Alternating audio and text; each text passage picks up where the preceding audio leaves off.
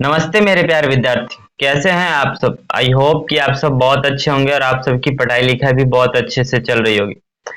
जो साथ में जो आपकी वो सेंटअप की एग्जाम है वो भी बहुत अच्छे से जा रही होगी। तो प्यारे विद्यार्थी, आज के इस वीडियो में हम बात करेंगे आपके मैथ्स की चैप्टर 3 दो चर वाले रैखिक समीकरण युग्म की, जिसे हम इंग्लिश में कहते हैं pair of linear equation equation pair of linear equation in two variable variable.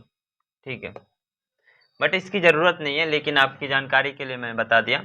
दो चर वाले रैखिक समीकरण युग्म पढ़ने वाले हैं, जिसे इंग्लिश में कहते हैं pair of two linear equation in pair of linear equation in two variable. ठीक है, तो सबसे पहले मैं चैप्टर का मतलब समझा दूं। चैप्टर का मतलब कहते हैं दो चर वाले रैखिक समीकरण युग्म। सबसे पहले आपको पता है रैखिक समीकरण किसे कहते हैं। रैखिक समीकरण हम उसे कहते हैं जिस समीकरण के चर का अधिकतम पावर या अधिकतम घात या घात एक हो, उसे ही हम रैखिक समीकरण कहते हैं। और जिसमें दो चर होगा। ठीक है, चर कितने होंगे? दो होंगे। तो जैसे लिखें 2x प्लस 3y बराबर 5।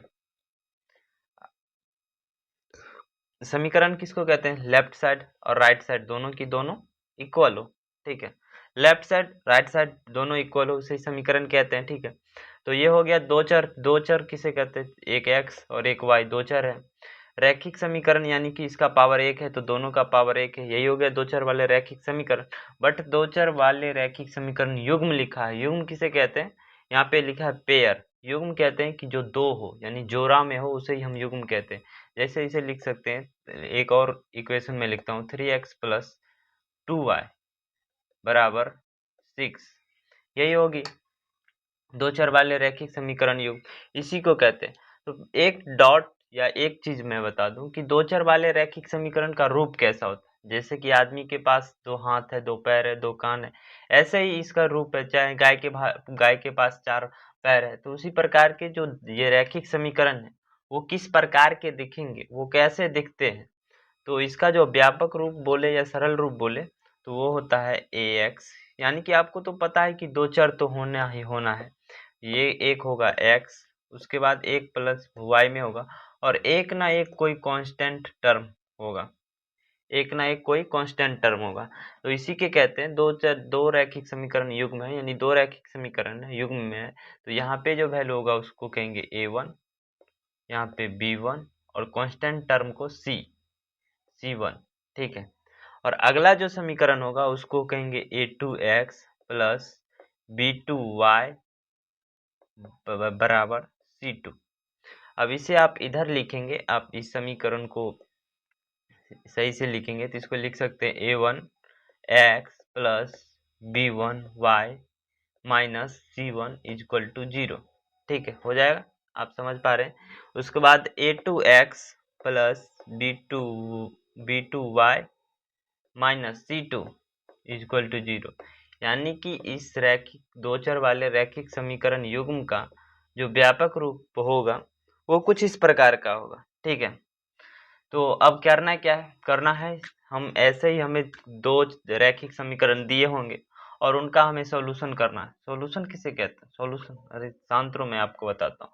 सॉल्यूशन उसको कहते हैं यानी कि x और y का हमें मान निकालना है।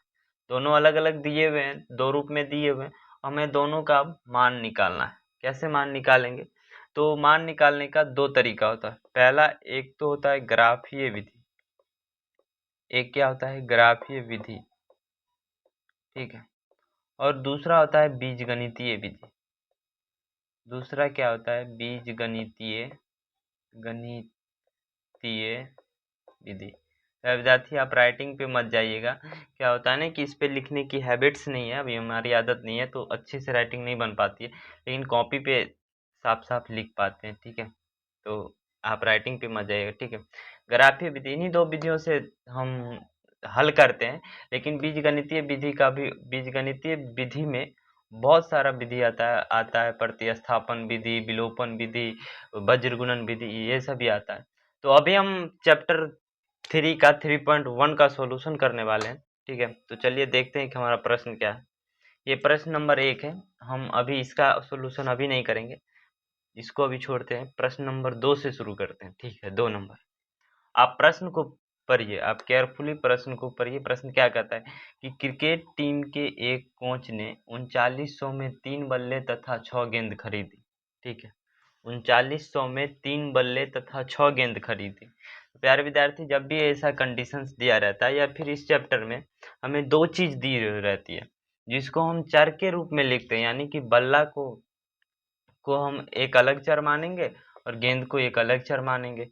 तो हम पहले हल में लिखते हैं, हल माना कि, अब यहाँ पे कहता है 3 बल्ला, तो हम पहले बल्ला को ही चर के रूप में मानेंगे, ठीक है। थोड़ा अच्छा से लिखने का हम ट्राई करते हैं। माना कि बल्ला बराबर x, कोमा गेंदे बराबर y। तो गेंद को हम सॉरी बल्ला को हमने x लिखा और गेंद को y लिखा, तो हम पहले लाइन से क्या लिख सकते हैं कि 3 बल्ला यानी 3x, कथन से, यहाँ से लिखेंगे कथन से 3 बल्ले यानी 3x और 6 गेंदे प्लस 6x, यानी 3 गेंद और 3 बल्ला और क्या लिख दिया मैंने, सॉरी प्यारे विद्यार्थी, यानी 6 गेंद है तो हम इसको लिखेंगे 6y, क्योंकि हमने गेंद को y माना है तो यहाँ पे लिखेंगे 6y।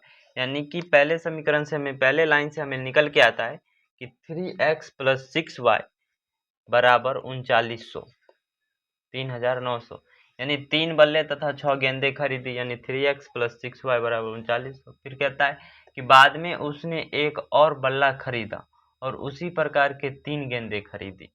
तो एक बल्ला खरीदा यानी x, प्लस फिर से कितना गेंद खरीदा, 3 गेंद, यानी 3y इक्वल टू कितना, 1300 में खरीदा, तो बराबर कितना हो जाएगा, 1300।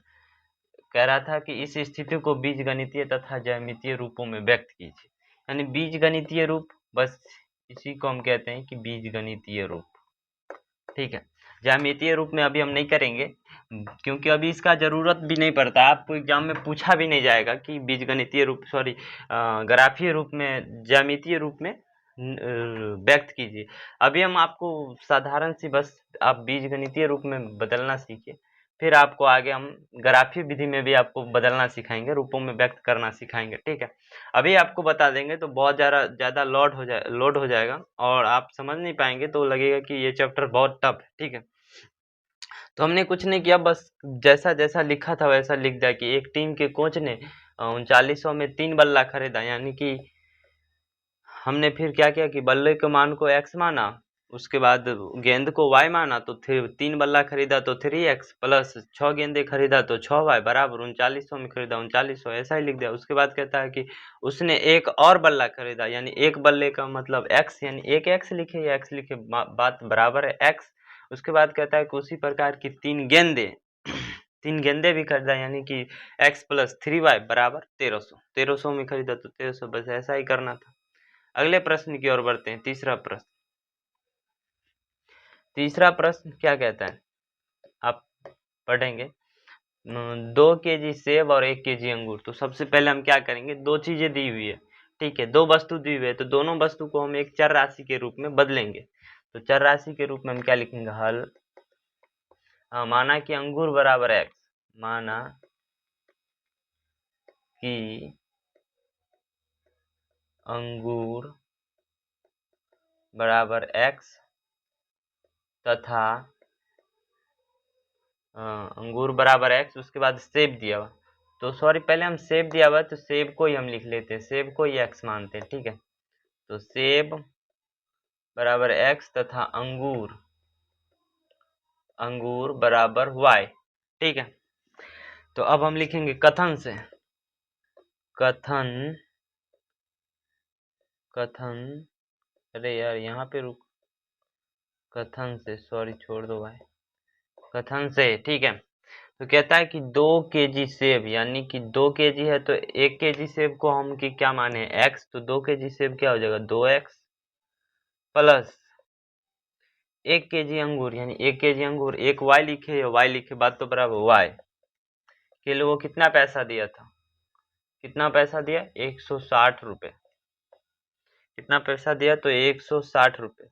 कहता है कि 1 महीने बाद, 1 महीने बाद, फिर अगला कथन से 1 महीने बाद 4 kg सेब और 2 kg अंगूर का मूल्य 300 हो जाता है।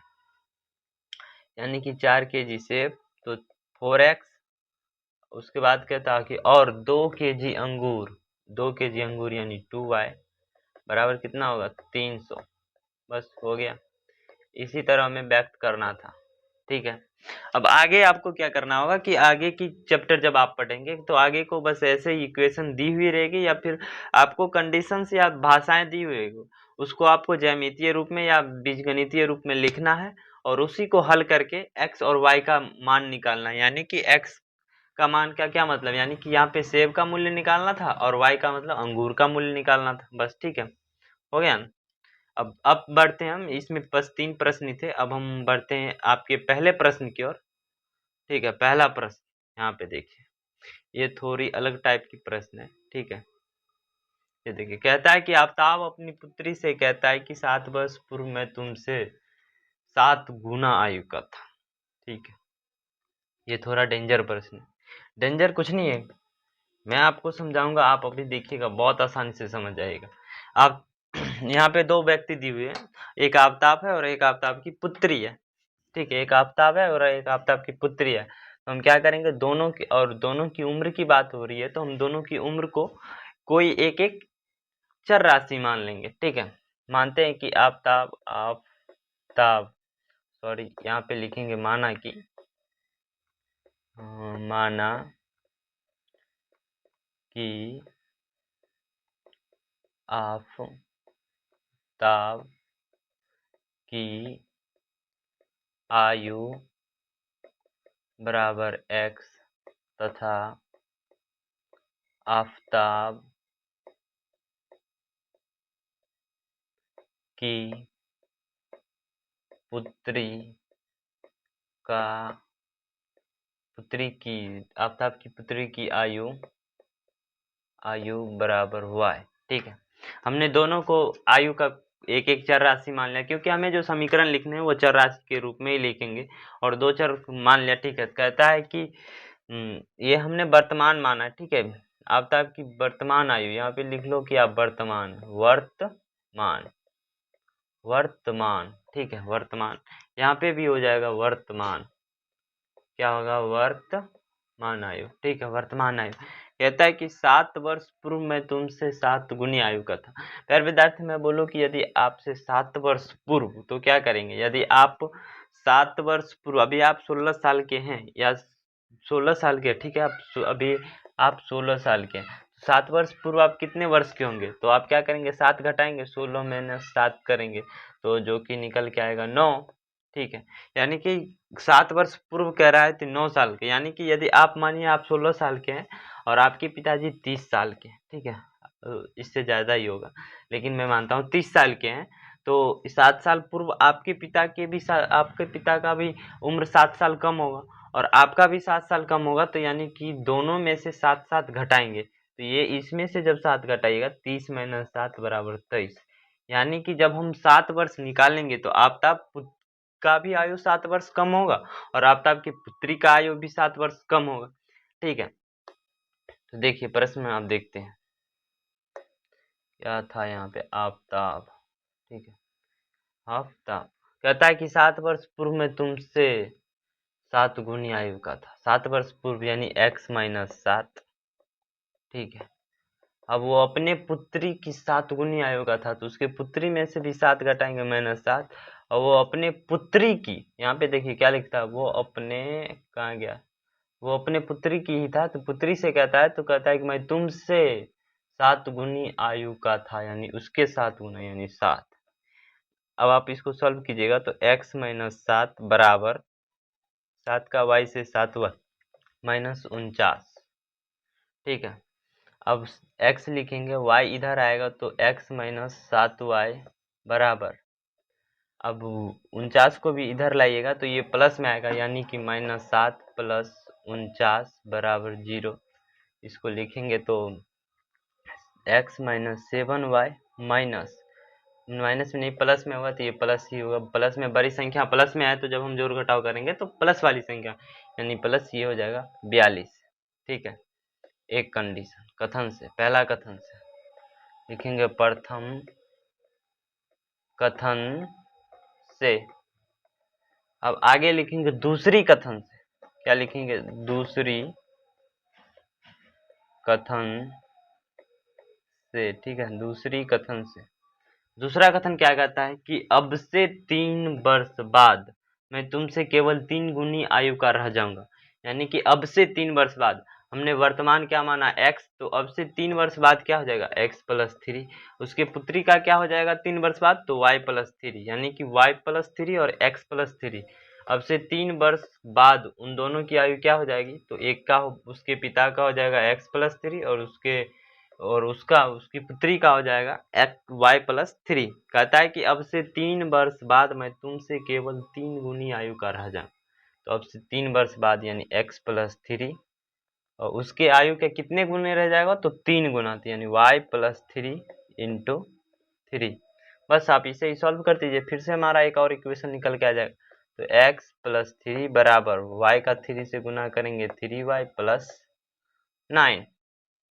इसे आप फिर से समीकरण के रूप में लिखेंगे तो ये हो जाएगा x y, 3y इधर आएगा तो माइनस में 3y, ये 9 और ये ये 3 और ये माइनस में आएगा 9, तो +3 - 9 बराबर 0। ठीक है, इधर कुछ नहीं बचेगा तो 0 और x - 3y, ये +3 और -3 करेंगे, -9 करेंगे तो माइनस में आएगा मान, तो -6 बराबर 0। तो हमारा जो समीकरण निकल के आया, समीकरण ये सेकंड समीकरण हो गया। तो समीकरण बराबर क्या होगा, पहला समीकरण क्या था, x - 7y + 42, x - 7y + 42। दूसरा है x - 3y - 6, यहाँ पे भी 0 लिखेंगे, यहाँ पे भी 0 बराबर 0। बस यही निकालना था। तो प्यारे विद्यार्थी, हम आशा करते हैं कि आप सबको अभी तक की ये क्लास बहुत अच्छा लगा होगा। आपको जहाँ भी डाउट्स होगा या जहाँ भी आप समझ नहीं पा रहे होंगे या कोई चीज़ गलत जो भी लगा हो, आप हमें कमेंट कीजिएगा। जो भी आपके मन में आ रहा है कमेंट कीजिएगा, मैं आपको रिप्लाई दूंगा और मैं आगे की वीडियोज में उसको सुधारने का कोशिश करूंगा। तो मिलते हैं फिर से आपके लिए कल 3.2 एक्सरसाइज 3.2 लेके। जरूर आइएगा, जरूर देखिएगा और अपने तैयारी को और भी मजबूत कीजिएगा। ठीक है, तो मिलते हैं, धन्यवाद।